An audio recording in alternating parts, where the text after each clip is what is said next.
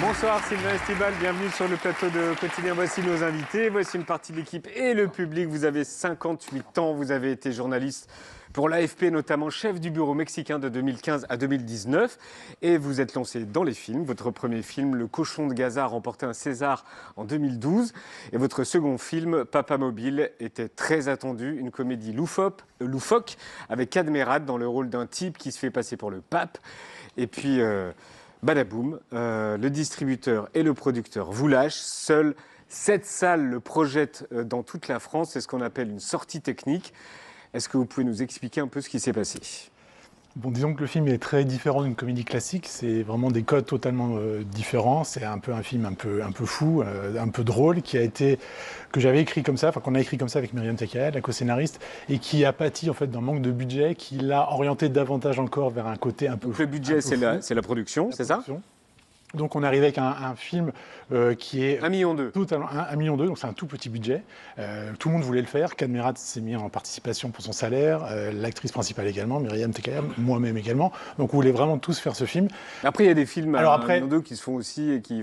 Oui, alors là c'est quand même une grosse comédie d'action, ambitieuse. C'est le Vatican, le Mexique, il y a un voyage en sous-marin à travers l'Atlantique. Donc voilà, donc on est parti avec beaucoup d'ambition. On devait tourner à Cinecittà où il y a tous les décors du Vatican. Finalement, on n'avait pas les moyens. Vous avez tourné où ? On espérait faire des extérieurs à Rome. Finalement, on n'avait pas les moyens. Du coup, on a tout fait à Mexico. Et quand on est arrivé à Mexico, le peso mexicain avait pris énormément de valeur. Le reste du budget a été en partie fini là-dedans. Donc, on a dû adapter. Et vous avez bricolé quand même. Bricolé, par exemple, les scènes en mer du sous-marin. Finalement, on s'est dit, on va faire un faux sous-marin en bord de mer, en maquette. Et puis, finalement, il n'y avait pas assez d'argent pour faire le faux sous-marin. Finalement, on s'est dit, bon, on va quand même faire un bord de mer. Finalement, il n'y avait pas assez d'argent pour le bord de mer. Du coup, on est allé.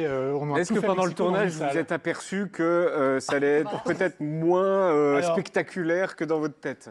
Oui, et en même temps, on s'est tous dit, on fait une œuvre artistique décalée, et c'était le projet dès le début. On va faire un film différent, il faut que ce film soit différent et réussi, quels que soient les moyens, et quel que soit le manque de moyens. Et donc ce manque de moyens, on s'est dit que ça servirait peut-être artistiquement le film pour faire quelque chose de différent. Et de ce point de vue-là, alors tout le monde dit que c'est raté, du point de vue de l'idée que c'était un film différent, il est totalement réussi. C'est totalement différent de ce qu'on attend de voir au cinéma. Donc c'est évidemment, ça a été... je comprends très bien le... Quand vous avez terminé le montage, est-ce que vous y dit c'est raté ou non. Non. Il y avait des problèmes évidemment, mais on a dû rallonger le film d'un quart d'heure pour différentes raisons, enfin des raisons d'un contrat avec Amazon. Donc on a dû chercher des idées nouvelles. J'ai pensé au film Coup de tête avec Jean-Jacques Hano, fait par Jean-Jacques Hano et Francis Weber, où ils avaient rajouté, avec Patrick Devers, ils avaient rajouté une voix off qui a donné toute la patte au film parce qu'il était trop court le film. Donc moi j'ai fait un peu la même chose, j'ai rajouté une voix off. Et puis au final, je pense que le film il a une originalité qui est assez inédite dans le contexte actuel. C'est un film totalement différent. Je comprends tout à fait le distributeur qui se dit mais qu'est-ce que je fais avec ce truc, ça rentre dans aucune case. Effectivement, il n'est pas du tout formaté, on ne peut pas le marketer facilement, mais je pense qu'il a le mérite d'exister. Je pense qu'il va plaire à des gens, pas à tout le monde. C'est sûr que c'est assez, il peut donc pas plaire du tout. Le point de vue du réalisateur, vous nous avez raconté donc l'argent vient du producteur, mais aussi donc le distributeur qui a vu le film et qui l'a mis que dans 7 salles en France. Et Abda, tu es le seul autour de la table à avoir vu Papa Mobile, puisque tu l'as vu ce week-end dans une salle à Paris. Oui, et c'est vrai que c'est pas simple de voir votre film en France. On le rappelle, Papa Mobile est sorti le 13 août dans seulement 7 salles en France, comme ici, à Avignon, Douvaine, Bagnoles de l'Orne ou encore Romans-sur-Isère. Mais depuis peu, on a appris qu'une salle diffusait votre film à Paris. Et évidemment, j'y suis allé. Pour voir Papa Mobile à Paris, direction le 4e arrondissement de Paris, dans le quartier du Marais, au Luminor, un cinéma menacé de fermeture. Sur place, pas de trace de l'affiche du film. On est donc allé se renseigner. Je cherche à voir le film Papa Mobile. Papa Mobile, on l'a pas ici. Ah ouais ? Il y a marqué toujours à l'affiche. C'est marqué. Papa Mobile ? Oui. Ça vous étonne ? Ah ouais, ça m'étonne beaucoup. C'est vrai ? Vous l'avez où ça ? Vous l'avez jamais eu, Papa Mobile ? Ah, effectivement. Moi, je savais pas qu'on l'avait. Ah. Ça dit à 19h10. Vous l'avez pas vu non plus ? Non.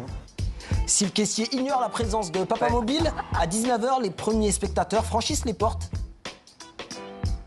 Papa Mobile. prends une place pour Papa Mobile, s'il vous plaît. Pourquoi vous allez voir Papa Mobile? Parce que ça a l'air d'être décevant et mauvais, donc moi je vais. C'est pas le film que j'aurais été voir, c'est pas les acteurs que je préfère. Mais j'aime assez l'humour anticlérical. Bonjour, vous venez voir quoi? Papa Mobile. Et vous, madame, vous venez voir Moi quoi? aussi, moi aussi. Pour la seconde fois. Pour la deuxième fois. Ah ouais? Ah oui. Oui. Ben, j'ai tellement ri la première fois. Je m'attendais tellement à je sais pas quoi et c'est tellement louf. Mais moi, ça m'a fait du bien. C'est décomplexé, c'est drôle, c'est absurde. Le producteur a dit que c'est une comédie ratée. Ben, peut-être, mais bon, si elles sont toutes ratées comme ça, c'est super. Oui, oui. Il est 19h10, 30 personnes sont venues voir à Papa Mobile, 31 avec moi.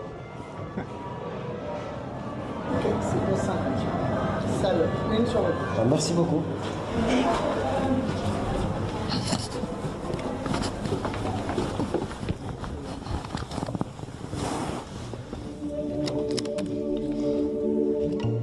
Le film dure 1h26. Tous les spectateurs sont restés jusqu'au bout.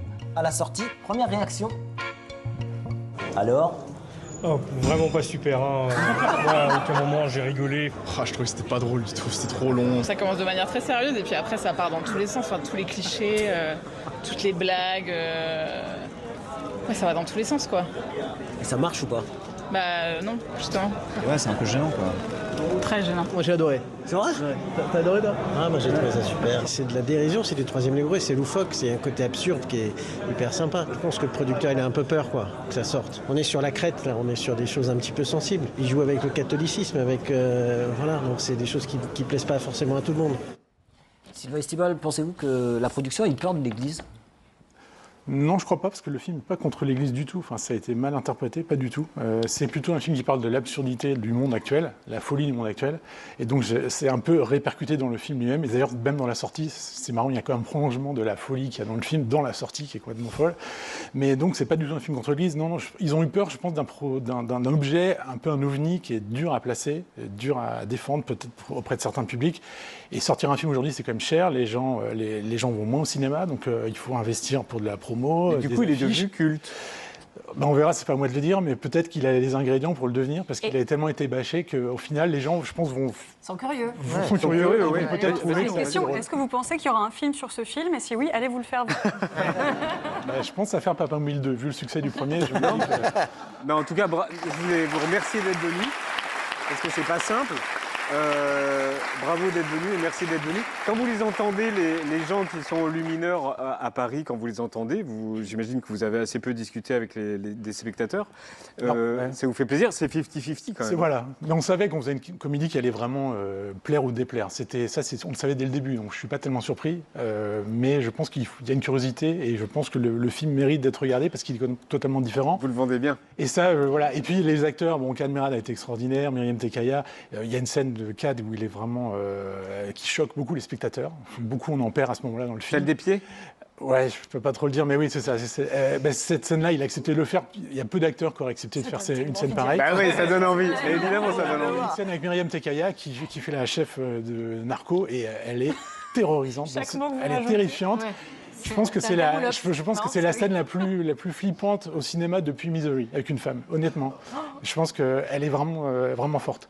Donc voilà, il y a des choses qui ne sont pas dans une comédie normalement, et qui sont là dans ce film qui est un peu un ovni, je reconnais, mais on l'a fait comme ça, et les moyens nous ont poussé à le faire davantage comme ça. Et à voir donc sur Prime Video, mais aussi, puisque au début, donc, le film est sorti dans 7 villes, mais on va revoir les villes qui projettent encore Papa Mobile, et de 7, on est passé à 30.